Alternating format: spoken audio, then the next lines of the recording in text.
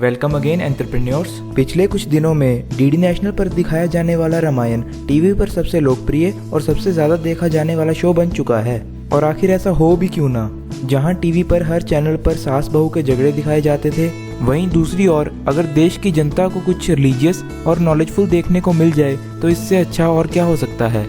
रामायण एक ऐसी पौराणिक कथा है जिसको अगर एक एंटरप्रेन्योर के पॉइंट ऑफ व्यू से देखा जाए तो बहुत सारे ऐसे लेसन हमें सीखने को मिलेंगे जिससे हम अपने बिजनेस को बहुत ऊपर लेकर जा सकते हैं। तो चलिए वीडियो को शुरू करते हैं, लेकिन उससे पहले चैनल को सब्सक्राइब करके नोटिफिकेशन बेल को ऑन जरूर कर लें, जिससे आपको आने वाली वीडियो की नोटिफिकेशन टाइम पर मिल जाएगी। पहला लेसन जो हमें रामायण से सीखने को मिलता है वो है forming strategic alliances through business relations. Ramayana में सुग्रीव के कैरेक्टर को काफी प्रभावशाली दिखाया गया है। सुग्रीव ऐसा व्यक्ति था जिसे मैनेजमेंट का पूरी तरह से ज्ञान था। सुग्रीव के एक महान मैनेजर होने का पता इस बात से लगाया जा सकता है कि उन्होंने श्री राम की मदद से अपने राज्य को अपने भाई बलि से वापस लिया, जो कि उनसे ज्यादा बलशाली था। बाली की मौत के बाद सुग्रीव ने अंगद को भी अपनी तरफ कर लिया, जो कि बाली का पुत्र था, और देखा जाए तो अंगद उनका परम शत्रु बन सकता था।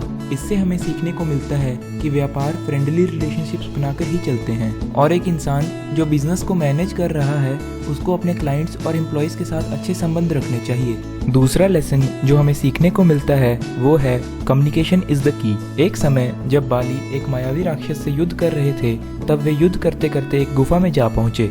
बाली ने सुग्रीव को बाहर रहकर गुफा का ध्यान रखने को कहा और वादा किया कि वो बाहर आएंगे। 1 साल बीत जाने के बाद भी ना तो बाली बाहर आए ना ही मायावी राक्षस। तो सुग्रीव ने सोचा शायद दोनों मर गए। फिर सुग्रीव अपने राज्य लौट आए और ऐलान कर दिया कि बाली मर चुके हैं, और खुद को राजा घोषित करके बाली की पत्नी से शादी कर ली। लेकिन बाली वापस आ गए, और जब उन्होंने ये सब देखा तो उनको लगा कि उनके साथ धोखा हुआ है। इससे हमें सीखने को मिलता है कि मिसकम्युनिकेशन बड़े से बड़े बिजनेस को तहस नहस कर सकती है। जिस तरह दोनों भाइयों के बीच मिसकम्युनिकेशन होने के कारण लड़ाई हो गई। इसका मतलब है कि हमें बिजनेस में अजम्पशंस के बेस पर नहीं बल्कि फैक्ट्स और डाटा के बेस पर डिसीजन लेने चाहिए। तीसरा लेसन जो रामायण हमें सिखाती है वो है सक्सेशन प्लानिंग। दशरथ ने पहले ही राम को अपने उत्तराधिकारी के रूप में चुन लिया था। दशरथ ने राम को राज्य सौंपने का फैसला इसलिए किया क्योंकि श्री राम सबसे ज्ञानी थे और राज्य के सभी लोग उन्हें चाहते थे।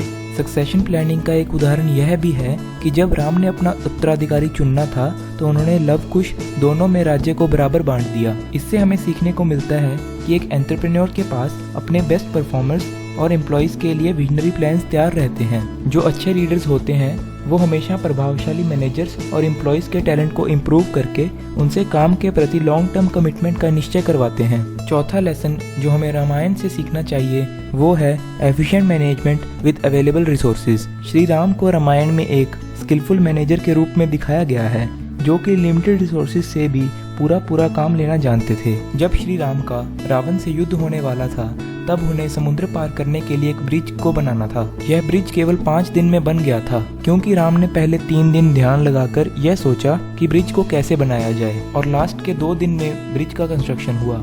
श्री राम ने उस काम के लिए बिल्कुल सही लोगों को चुना, नल और नील। नल और नील के पास कंस्ट्रक्शन की स्किल्स थी और ज्योग्राफी की नॉलेज। उन्होंने वानर सेना में सबको उनकी स्किल्स के हिसाब से बेस्ट जॉब बताई, जिससे ब्रिज बनाना काफी आसान हो गया और केवल 2 दिनों में ब्रिज बन गया। इससे हमें सीखने को मिलता है कि एक अच्छा एंटरप्रेन्योर हर इंसान से उसकी स्किल्स के हिसाब से काम करवाना जानता है। एक अच्छा मैनेजर वही है जो अपने एम्प्लॉयज और क्लाइंट्स को मोटिवेट करे, जिससे वो उनसे बेस्ट आउटपुट ले सके। अगर आपको ये वीडियो पसंद आया तो इसे लाइक करें। इसके अलावा अगर आपने रामायण से कुछ और सीखा है तो उसे कमेंट्स में मेरे साथ ज़रूर शेयर करें। धन्यवाद।